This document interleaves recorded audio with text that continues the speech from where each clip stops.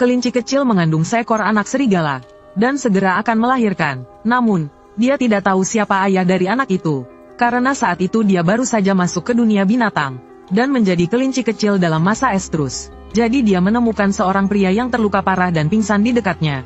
Mereka melakukan hal itu selama 3 hari 3 malam. Setelah puas, dia memakai celananya dan diam-diam melarikan diri. Tanpa dia sadari, pria itu sebenarnya sadar selama seluruh proses itu. Bahkan setelah dia pergi, pria itu berubah dari bentuk manusia, perlahan-lahan berubah menjadi serigala raksasa. Luka-luka di tubuhnya juga cepat sembuh. Betina sialan, berani sekali mempermainkan raja ini. Aura dingin yang terpancar dari tubuhnya, membekukan semua yang ada di sekitarnya menjadi patung es.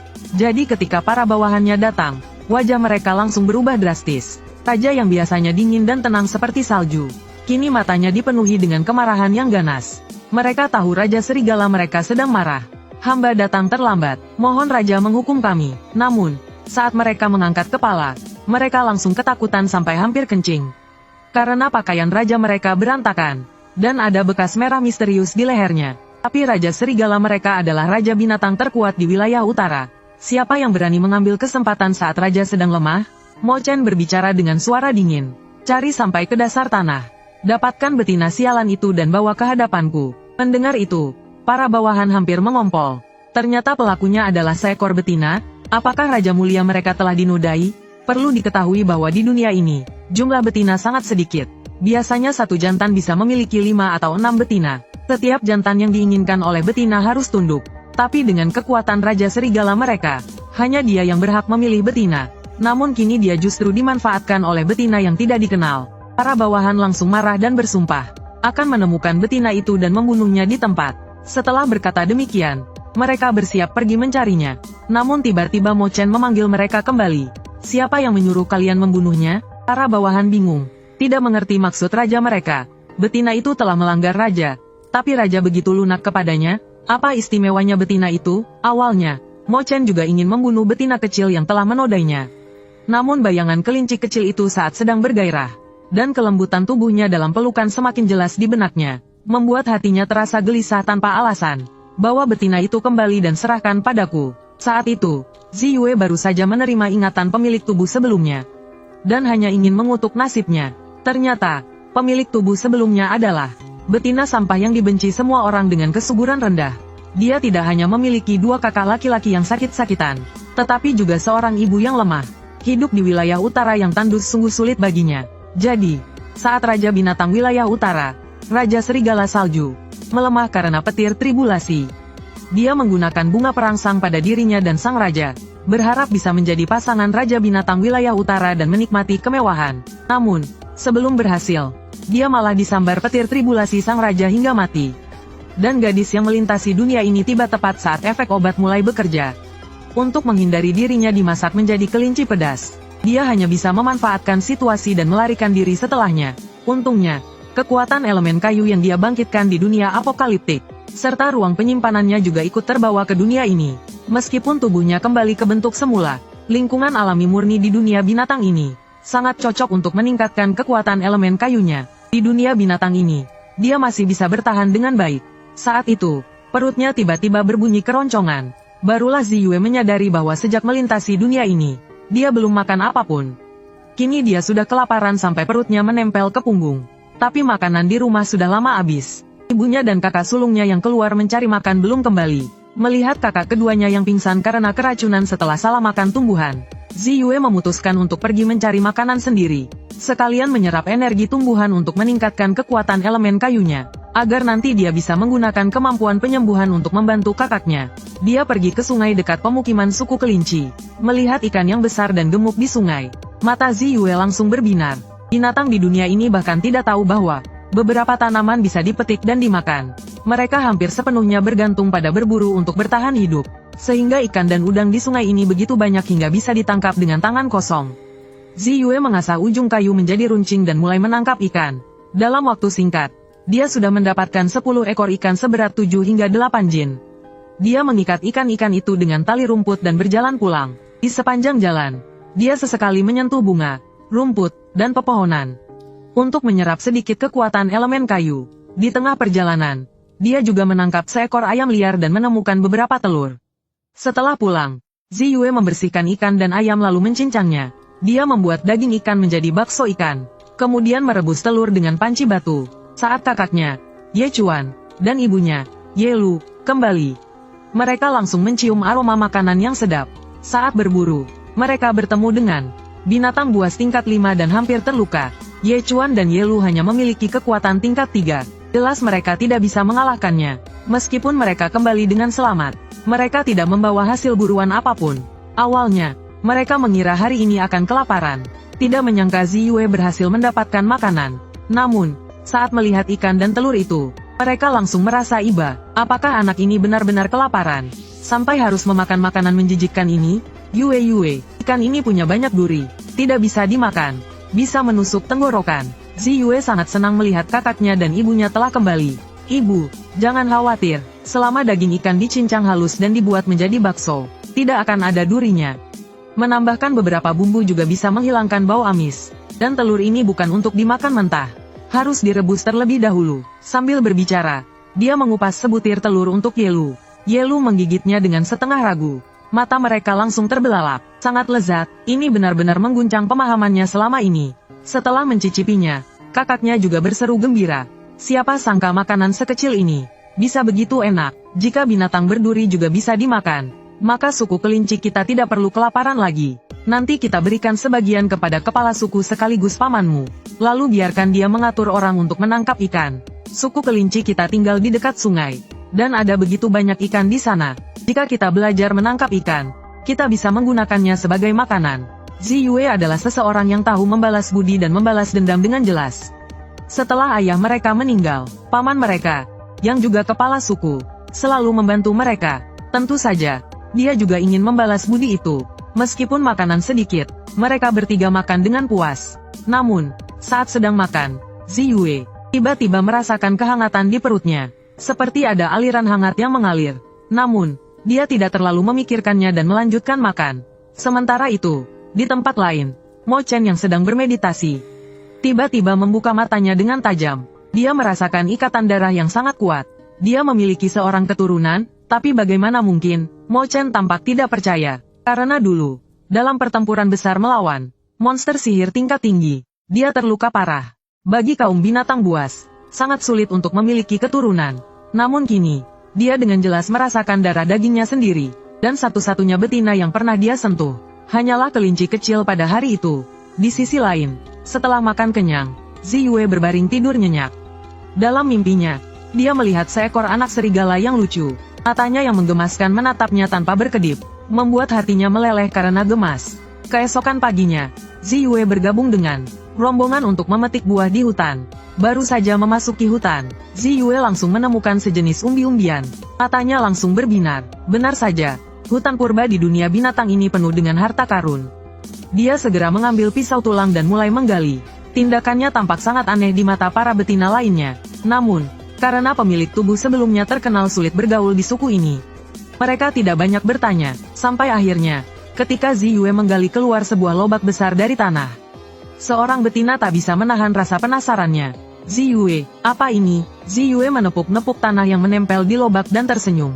Ini adalah umbi, bisa dimakan. Semua orang menatap benda di tangan Ziyue dengan penuh keterkejutan.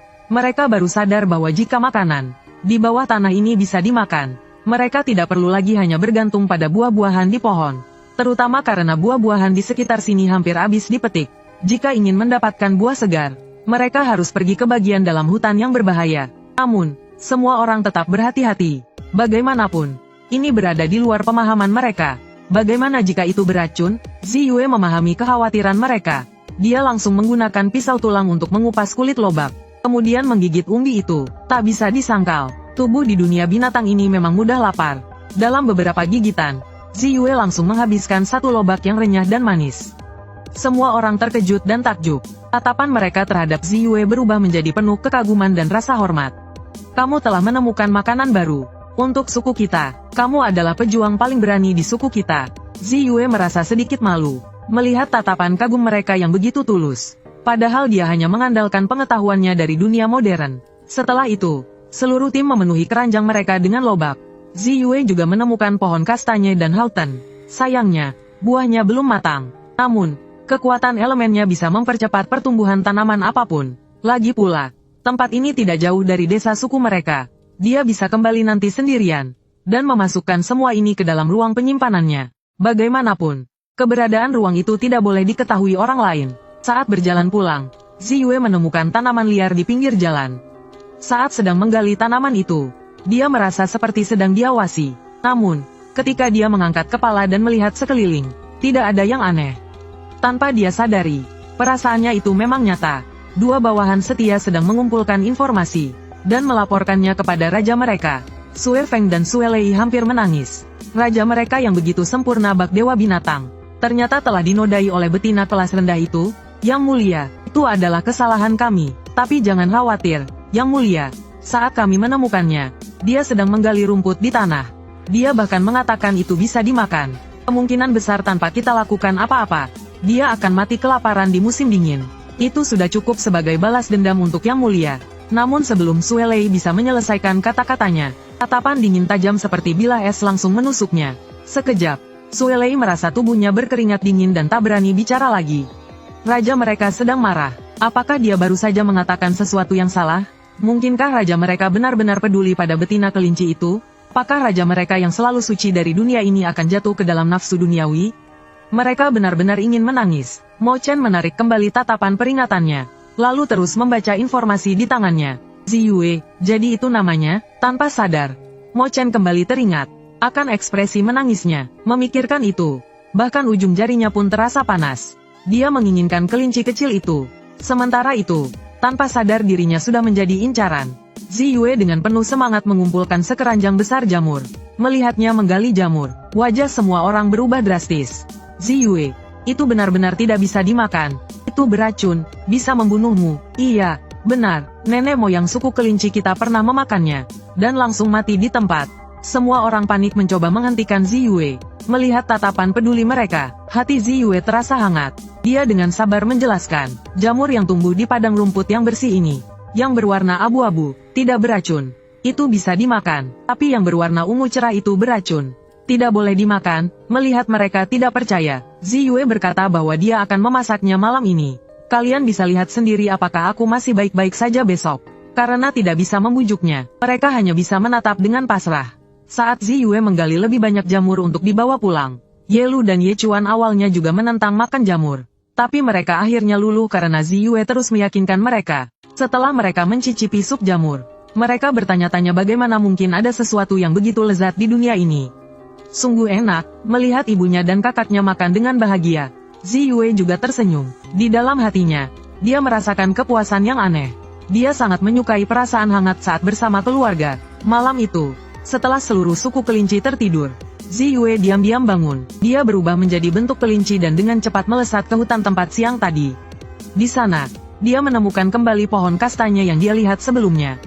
Menggunakan kekuatan elemen kayunya, dia mempercepat kematangan kastanya. Lalu dia mengambil tongkat kayu panjang, dan mulai memukul bola duri kastanya di pohon. Namun, cara ini cukup lambat. Ditambah lagi, dia sudah menghabiskan sebagian besar energinya untuk mempercepat pertumbuhan. Kini, bahkan mengayunkan tongkat pun terasa sulit. Setelah beberapa saat, leher dan lengannya mulai terasa sakit. Ziyue terengah-engah kelelahan. Tanpa sadar dia bergumam, seandainya ada angin yang bisa menjatuhkan semuanya sekaligus. Saat itu juga, tiba-tiba angin kencang bertiup, dan menjatuhkan semua bola duri kastanya dari pohon. Anehnya, tidak ada satupun yang mengenai tubuhnya. Mata Ziyue melebar, bukan main, semuanya benar-benar jatuh begitu saja. Dia segera mengambilnya dengan penuh semangat dan memasukkannya ke dalam ruang penyimpanannya. Namun, saat dia sedang memungut kastanya, dia tiba-tiba merasa ada sesuatu yang aneh. Perlahan-lahan, dia mengangkat kepalanya, dan di kejauhan, dia melihat seorang pria luar biasa tampan berdiri di bawah sinar bulan. Hanya dengan sekali pandang, keindahannya membuatnya terpana. Begitu menakjubkan hingga dadanya terasa sesak. Ziyue membeku, mengira itu hanya ilusi. Namun, saat dia melihat wajah tampannya lebih jelas, ingatan yang selama ini dia coba lupakan kembali membanjiri pikirannya. Tete tidak mungkin, itu Raja Serigala Mo Chen dari malam itu. Oh tidak, apakah dia datang untuk menuntut balas dendam? Atau mungkin dia ingin mencabikku? Ziyue ingin mengatakan sesuatu. Namun, saat membuka mulutnya, tak ada kata yang keluar. Nalurinya langsung menyuruhnya berubah ke bentuk kelinci aslinya. Dalam sekejap, dia melesat kabur. Mo Chen, yang belum sempat mengucapkan sepatah kata pun, menatap ke arah Ziyue yang sudah menghilang. Tatapan matanya yang tenang sedikit bergetar. Ada emosi rumit di dalamnya. Lagi-lagi kabur, anakku. Saat itu juga, Mo Chen benar-benar merasakan ikatan darah. Dia bisa memastikan bahwa Ziyue sedang mengandung anaknya. Melihat kastanya yang tertinggal di tanah, Mo Chen tanpa sadar tersenyum lembut. Kelinci kecil itu menyukai ini rupanya. Sementara itu, Ziyue mengerahkan seluruh kekuatannya, berlari secepat mungkin kembali ke rumah. Begitu yakin bahwa tidak ada yang mengejarnya, dia akhirnya bisa menghela napas lega. Namun, saat berbaring di tempat tidurnya yang terbuat dari batu, dia tidak bisa tidur. Dia sama sekali tidak bisa memahami maksud Mo Chen. Baru menjelang dini hari dia tertidur dengan gelisah. Sebab di kepalanya, bayangan Mo Chen terus bermunculan. Dia tidak bisa mengusirnya dari pikirannya. Keesokan paginya, dia terbangun oleh suara gaduh. Ibu, apakah ibu yang membawa buah berduri ini? Tidak, bukan aku. Bukankah kalian yang memetiknya kemarin? Aku pikir kalian yang mengumpulkannya kemarin. Kukira semuanya belum matang, tapi ternyata semuanya sudah matang sempurna. Mendengar percakapan ibunya dan kakaknya di luar, Ziyue tiba-tiba menyadari sesuatu. Dia langsung melompat dari tempat tidurnya, dan berlari keluar gua, hanya untuk melihat tumpukan kastanya yang tertata rapi di tanah. Yang lebih mengejutkan, semua kastanya sudah dikupas dari kulit berdurinya. Mereka bahkan tidak perlu repot-repot mengupasnya, dan tidak perlu khawatir tertusuk durinya. Tidak mungkin, Ziyue menatap sekeliling dengan ketakutan. Bahkan menggunakan kekuatan elemen kayunya untuk merasakan keberadaan makhluk lain. Namun, tidak ada siapapun di sekitar. Hal ini membuatnya langsung teringat pada Mo Chen tadi malam. Sekarang dia benar-benar tidak mengerti apa yang sedang terjadi. Yue, kamu tahu siapa yang membawanya? Menghadapi pertanyaan ibunya, Ziyue hanya bisa memberikan jawaban samar. Mengatakan bahwa dia tidak bisa tidur semalam, dan pergi mengumpulkan beberapa kastanya matang. Ini bisa disimpan sebagai persediaan makanan untuk musim dingin. Yelu menatapnya dengan cemas. Kamu tidak terluka, kan? Kalau butuh sesuatu, katakan pada ibu. Jangan keluar sendirian di tengah malam. Itu sangat berbahaya. Ziyue mengangguk setuju. Dia memang tidak berani keluar malam lagi. Mo Chen benar-benar layak disebut Raja Binatang. Dia tahu bahwa pria itu bahkan hanya dengan sedikit tenaga bisa membunuhnya dalam sekejap. Kabarnya, dia telah mencapai tingkat 9. Tidak ada yang bisa menandinginya. Dia bahkan tidak tahu apakah Mo Chen ingin membunuhnya. Apakah itu sebabnya dia mengejarnya sampai ke sini? Beberapa hari berikutnya, Ziyue memilih untuk bersembunyi di rumah. Sebisa mungkin menghindari bertemu dengan Mo Chen. Selama beberapa hari ini, kakaknya dan ibunya berhasil berburu cukup banyak makanan setiap hari. Ziyue pun bisa memasak berbagai hidangan lezat untuk keluarganya. Kehidupan di rumah pun menjadi lebih sejahtera, berkat usaha seluruh anggota keluarga. Selama waktu itu, dia juga menggunakan kekuatan elemen kayunya untuk menghilangkan racun dalam tubuh kakaknya yang kedua, Ye Jia. Di saat yang sama, entah mengapa, nafsu makannya mulai meningkat. Dia jadi mudah merasa lapar. Awalnya, dengan jumlah binatang buruan yang mereka dapatkan, mereka bisa mengawetkannya dengan garam untuk persediaan musim dingin. Tapi sekarang, sepertinya sebagian besar sudah dia makan. Ziyue berpikir, kalau dia terus makan sebanyak ini, tidak mungkin dia hanya diam di rumah. Selain itu, beberapa hari ini juga tidak ada hal aneh yang terjadi. Sepertinya Mo Chen memang tidak berniat membalas dendam padanya. Ziyue merasa sudah waktunya untuk keluar lagi. Dia harus mencari lebih banyak makanan. Keesokan harinya, kakaknya dan ibunya pergi berburu bersama pamannya. Ziyue pun bergabung dengan tim pemetik untuk pergi ke gunung. Karena Ziyue beberapa kali menemukan makanan baru untuk mereka, sekarang semua orang sangat mengaguminya. Mereka tidak hanya menemukan jamur, tetapi juga menemukan jamur kuping kayu. Ziyue menjelaskan bahwa setelah dipetik, jamur kuping harus dicuci bersih lalu dikeringkan. Sebelum dimakan, harus direndam dalam air panas terlebih dahulu. Setelah direndam, baru bisa dimasak dan dimakan. Jika dipotong kecil-kecil dan ditambahkan ke dalam sup, rasanya akan sangat enak. Semua orang mendengarkan dengan penuh perhatian. Tatapan mereka terhadapnya semakin penuh kekaguman. Mereka pun dengan antusias mulai memetik jamur kuping. Sementara itu, Ziyue berjalan berkeliling untuk melihat sekeliling. Dan saat itulah dia menemukan ubi merah. Matanya langsung berbinar. Dengan ubi ini, aku bisa membuat gula, juga bisa membuat pati ubi. Ini benar-benar harta karun. Begitu mendengar suara Ziyue, semua orang segera berlari menuju sumber suara. Ziyue, kamu luar biasa. Kamu menemukan makanan lagi dengan menggali di tanah? Ziyue mengangkat ubi merah yang baru saja dia gali untuk ditunjukkan kepada semua orang. Ini namanya ubi merah. Rasanya lebih enak daripada umbi biasa, jika disimpan dengan baik. bisa menjadi makanan cadangan untuk musim dingin. Ziyue menjelaskan bagaimana cara mengolah dan menyimpan ubi merah kepada semua orang. Saat itu, semua orang benar-benar merasa gembira dan bersemangat, karena mereka menyadari bahwa ubi merah ini tersebar di seluruh hutan. Asal kita rajin mengumpulkannya, maka tidak akan ada anggota suku yang kelaparan di musim dingin ini. Mereka pun segera mulai menggali dengan penuh semangat. Tak lama kemudian, mereka semua telah mengisi keranjang mereka dengan penuh dan bersiap pulang. Namun, baru berjalan beberapa langkah, Ziyue tiba-tiba mendengar suara aneh. Dia segera memberi isyarat kepada semua orang untuk berubah kembali ke bentuk binatang dan bersembunyi di dalam gua terdekat. Tak lama kemudian, dua laki-laki dari suku kucing tingkat 4 lewat di dekat situ. Tadi aku seperti mendengar suara sesuatu, tapi kenapa tidak ada apa-apa di sini? Kalau kita bisa menangkap beberapa kelinci yang punya kekuatan, kita pasti akan mendapat penghargaan.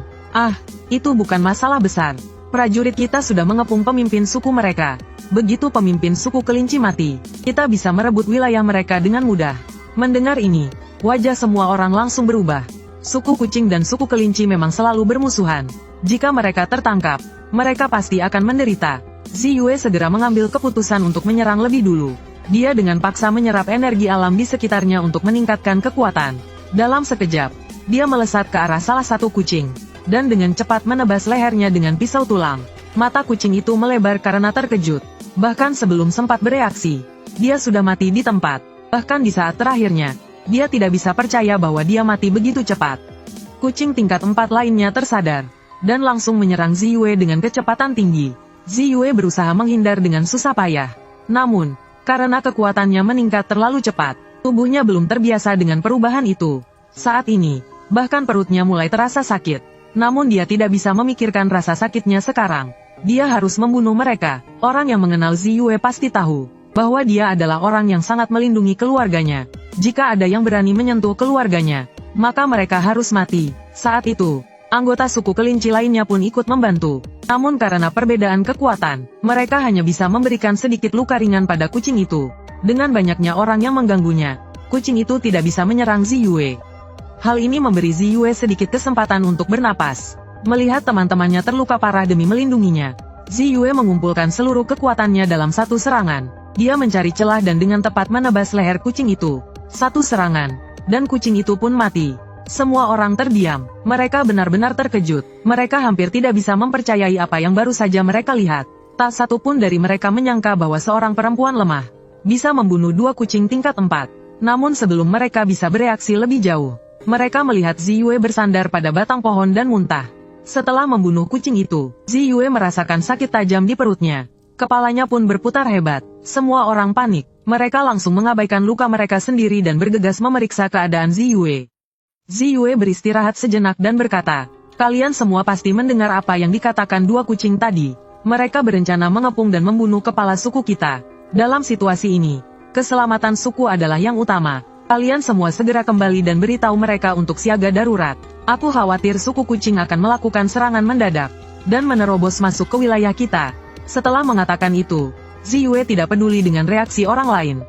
Dia segera mengumpulkan energinya dan melesat pergi. Dengan kecepatan penuh, dia menuju ke satu arah. Dia harus menemukan ibunya. Dalam sekejap, sosoknya menghilang.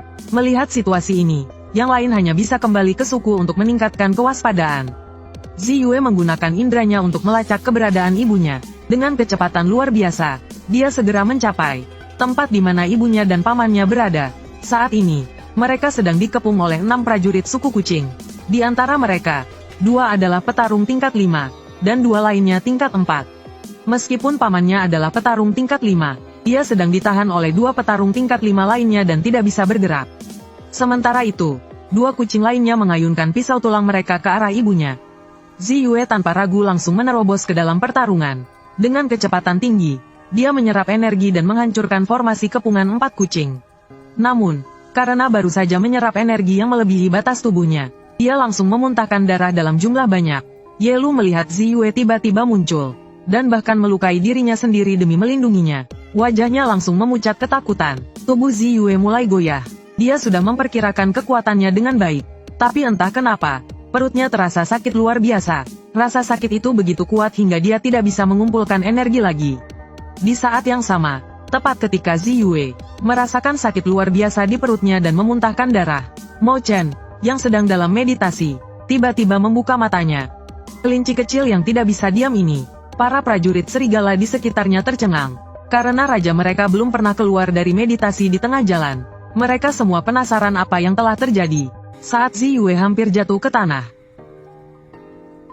sepasang tangan kuat dengan lembut menangkap tubuhnya yang hampir roboh. Di saat yang sama, dengan satu kibasan tangan, semburan angin kuat dilepaskan. Keempat kucing itu langsung terlempar ke belakang, seperti layang-layang yang talinya putus dan jatuh ke tanah. Mereka langsung terbunuh dalam sekejap. Kepala suku kelinci, Ye San, terkejut luar biasa. Tangannya gemetar, tidak tahu harus berbuat apa. Ye Lu juga kebingungan. Sejak kapan kelinci seperti mereka memiliki kesempatan untuk bertemu Raja Serigala Salju?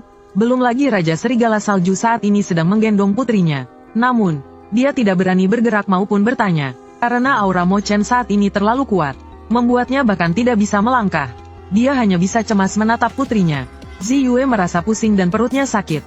Saat dia jatuh ke dalam pelukan yang dingin, sejenak dia merasa linglung. Belum sempat dia menyadari apa yang terjadi, dia merasakan ada energi hangat mengalir ke dalam tubuhnya. Rasa sakit di perutnya perlahan menghilang. Saat dia melihat jelas wajah pria di depannya, bulu kelincinya langsung berdiri tegak karena terkejut. Mo Chen melihat dia sudah lebih baik, lalu mengulurkan tangan untuk merapikan rambutnya. Dengan suara lembut, dia berkata, "Mau kabur lagi?" Ziyue merasa canggung dan menarik sudut bibirnya. Saat ini tubuhnya sedang lemah. Mau kabur pun tidak bisa. Bukankah dia lari karena takut Mo Chen akan membalas dendam?